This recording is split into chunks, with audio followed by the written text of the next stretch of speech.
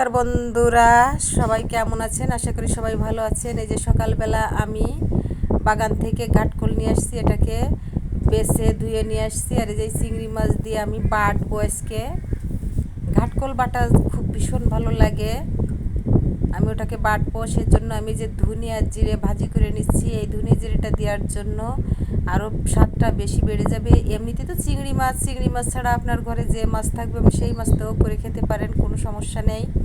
এই যে চিংড়ি মাছগুলো আমি ভাজি করে নেব লবণ আর হলুদ দিয়ে, তেলের ভিতরেই ভাজি করছি। এই চিংড়ি মাছ দিয়ে যদি ঘাটকোলটা বাটা হয় তাহলে এর স্বাদটা এত সুন্দর হয় যে আর কোনো কিছু লাগবে না, শুধু এ দিয়ে আপনি ভাত খেতে পারবেন। হয়ে গেল আমার চিংড়ি মাছ ভাজাটা। এবার সেই কড়াইতে আমি তেল দিয়ে দিলাম। তেল দিয়ে আমি এবার পেঁয়াজ আর রসুন ভাজি করে নেব বাদামি করে। বাদামি করে ভাজি করলে এর ফ্লেভারটা ভীষণ সুন্দর আসে, খেতেও অনেক সুন্দর লাগে। আসলে এই উপকরণ, এতে অত বেশি রকমের মশলা আমি অ্যাড করব না, সাধারণ সিম্পল একটা ভর্তা করব, কিন্তু খেতে কিন্তু অসাধারণ লেগেছিল। আমি পেঁয়াজ রসুন হলুদ লবণ দিয়ে ভাজি করে তুলে রাখবো। এবার আমি কালো জিরে দিয়ে দিলাম। কালো জিরে দিয়ে ঘাটকোলটা ভাজি করে নেব। একেবারে জল ছাড়া দিয়ে রেখেছিলাম, এই যে সুন্দর করে হলুদ লবণ দিয়ে ভাজি করব। আস্তে আস্তে জাল দিয়ে এর রসটা শুকিয়ে নিতে হবে, তাহলে আর গলা চুলকাবে না। এমনিতেই ঘাটকোলটা একটু গলা চুলকায়। হলুদ লবণ দিয়ে যে ভাজি করব, এতে একটু জল ঝরছে, কারণ বর্ষাকাল একটু বেশি জল থাকে, তাই আমি অনেক সময় ধরে জলটা শুকিয়ে নিচ্ছি। আর জলটা শুকালে আর একটু গলা চুলকাবে না। এই যে হয়ে গেছে, এরকম করে ভাজি করতে হবে।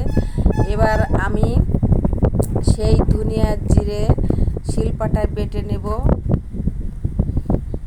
একেবারে ফিনিশ করে বাটা লাগবে না, একটু আদা বাটা হলেও চলবে। এটা যদি গালে পড়ে তাহলে কামড় দেওয়ার সাথে ঘ্রাণটা এত সুন্দর আসে, ভীষণ ভালো লাগে। তাই আমি একেবারে ফিনিশিং করে বাটলাম না।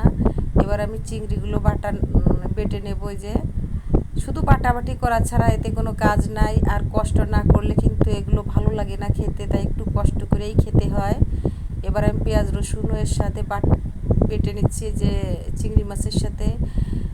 এগুলো খেতে গেলে যত আপনি একটু কষ্ট করবেন তত বেশি মজা লাগবে, আর সবাই বেশি পছন্দ করে এই ভর্তাটা, তাই আমি একটু কষ্ট করেই বাটাবাটি করছি। এবার আমি ঘাটকোল দিয়ে দিলাম। ঘাটকোলটাও এরকম করে বেটে নেব। এই যে দেখেন বাটা হয়ে গেছে। আমি এর ভিতর ধনের গুঁড়ো দিয়ে দিলাম, চিংড়ি মাছ ধনে গুঁড়ো, তারপরে যে সরিষার তেল, শুকনো মরিচ, এগুলো না দিলে তো ভালোই লাগবে না। এই যে দেখেন হয়ে গেছে আমার ঘাটকোল বাটাটা। ঘাটকোল মাখা কত সুন্দর। এই যে শুকনো মরিচ দিয়ে দেব।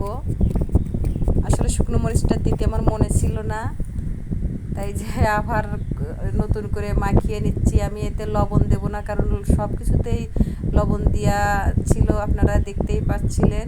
এই যে আমার সেই চিংড়ি আর পেঁয়াজ রসুন বাটা,